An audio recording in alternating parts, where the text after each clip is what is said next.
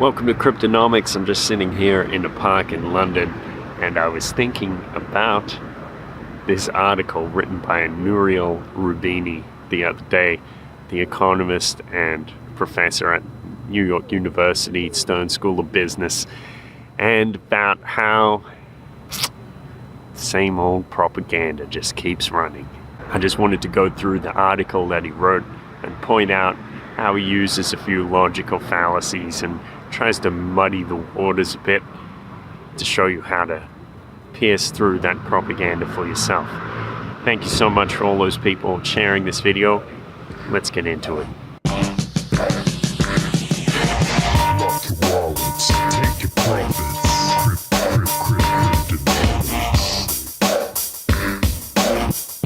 So the title of this article by Nouriel Roubini is "Blockchain isn't about democracy and decentralization, it's about greed." Now sometimes when you read the title, it doesn't really match up with the article. That's because they're written by the editors. In this case, it does actually summarize his position pretty well. It continues, "With the value of Bitcoin having fallen by about 70% since its peak last year, the mother of all bubbles has now gone bust. More generally, cryptocurrencies have entered a not-so-cryptic apocalypse. The value of leading coins such as Ether, EOS, Litecoin, and XRP have fallen over 80%. Thousands of other digital currencies have plummeted by 90 to 99%, and the rest have been exposed as outright frauds. No one should be surprised by this. 4 out of 5 initial coin offerings were scams to begin with." So these things are facts, but without having the historical context of knowing that previously the market has had this type of fall before, you might think that this means that it's all over for cryptocurrency. This is probably not the case. Faced with the public spectacle of a market bloodbath, boosters have fled to the last refuge of the crypto scoundrel, a defensive blockchain, the distributed ledger software underpinning all currencies. Blockchain has been heralded as a potential panacea for everything from poverty and famine to cancer.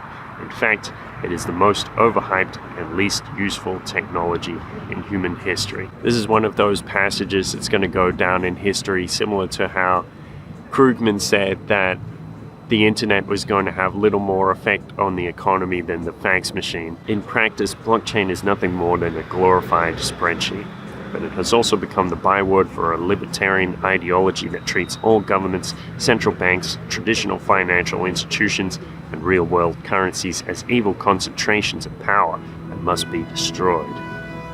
Yeah, blockchain fundamentalists' ideal world is one in which all economic activity and human interactions are subject to anarchist or libertarian decentralization. They would like the entirety of social and political life to end up on public ledgers that are supposedly permissionless, accessible to everybody, and trustless, not reliant on a credible intermediary such as a bank. Yeah, that's kind of right. The vision behind Bitcoin, the vision behind cryptocurrency, is that people can use a system that does things automatically, so you don't have to trust any particular person or any particular actor in the system. You can trust the system as a whole, which isn't the case in the banking system, because you have individuals, you have central points of failure where people can steal money, embezzle, take your money, like in the case of Cyprus, where they gave everybody a haircut. People who have their money in Cyprus's banks have to contribute to Saving Cyprus. So everyone who has more than 100,000 euros in his or her account will be taxed by almost 10%. And this man was saying to me, my money's inside the bank, they're not letting me take it out.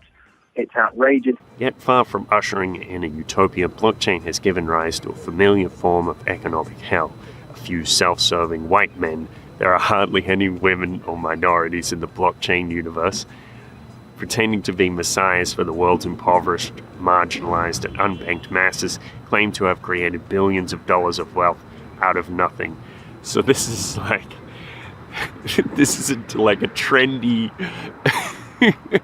this is like a trendy leftist talking point, like because there's a bunch of white men involved that somehow is supposed to cut it down and make it less than it is. This isn't the type of intellectual rigor that you expect from a professor. And it's also overlooking the fact that there are a lot of people in China using this technology. A lot of the miners are Chinese, and people in Venezuela using it to try to get themselves out of an awkward situation. But one need only consider the massive centralization of power among cryptocurrency miners, exchanges, developers, and wealth holders to see that blockchain is not about decentralization and democracy. It is about greed. This is a form of reductionist thinking, so he's just trying to narrow it down and try to claim that the whole movement is about one thing. It's many people, it's about many things. Yes, it's about money. Yes, it's about decentralization, removing power from any one source. And when he talks about centralized mining systems here, it's still a decentralized system because there's no one person who has the power over the whole system. For example, a small group of companies mostly located in such bastions of democracy as Russia, Georgia, and China control between 2/3 and 3/4 of all crypto mining activity, and all routinely jack up transaction costs to increase their fat profit margins. Well, that's not really true. I mean, even in the case of Bitcoin, where at the peak the average transaction fee was around $15, that's not the case anymore. So saying they're routinely jacking up their prices, that's inaccurate. That's a lie. Apparently, blockchain fanatics would have us put our faith in an anonymous cartel subject to no rule of law rather than trust central banks and regulated financial intermediaries. This is a bit upside down. So he's saying subject to no rule of law. Well, the idea is actually that you can create a system where you don't need traditional systems of law. He uses the word faith here, and I think it's kind of accurate in a way, because a lot of people do get religious about this Bitcoin stuff, and they say, let's quote from the book of Satoshi and this sort of thing, Bitcoin Judas and Bitcoin Jesus. One thing is for sure, you should not trust central banks. The 20th century is the century of world wars. There's also the century of central banking. That is no coincidence. They funded those wars by using central banks, central debts. A similar pattern has emerged in cryptocurrency trading. Fully 99% of transactions occur on centralized exchanges that are hacked on a regular basis. And unlike with real money, once your crypto wealth is hacked, it is gone forever. That's a half-truth. What has happened in the past with some exchanges going down, like when Cryptsy got hacked, yes, people lost all their wealth and they only had recourse through a class action lawsuit which tried to reclaim the funds. With Binance, they want to create a fund where they put aside a portion of every fee that they collect and they use it as a backup just in case they get hacked. On the other side, with Cyprus, when the banks took the money in that bail-in, they definitely did not get that money back.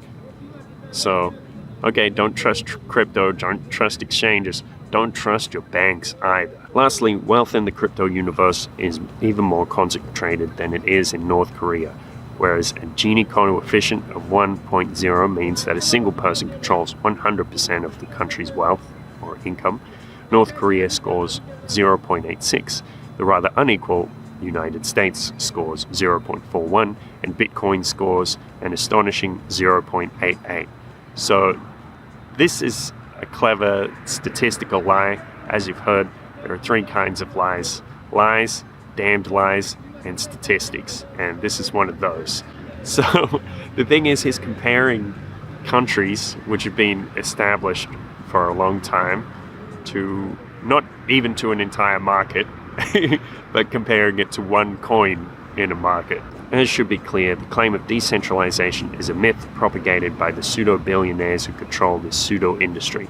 Now that the retail investors who are suckered into the crypto market have lost their shirts, the snake oil salesmen who remain are sitting on piles of fake wealth that will immediately disappear if they try to liquidate their assets. So here it's like he's changed the meaning of decentralization. So decentralization, when it comes to Bitcoin, it means that no one person has control over the blockchain, no one person has control over the code.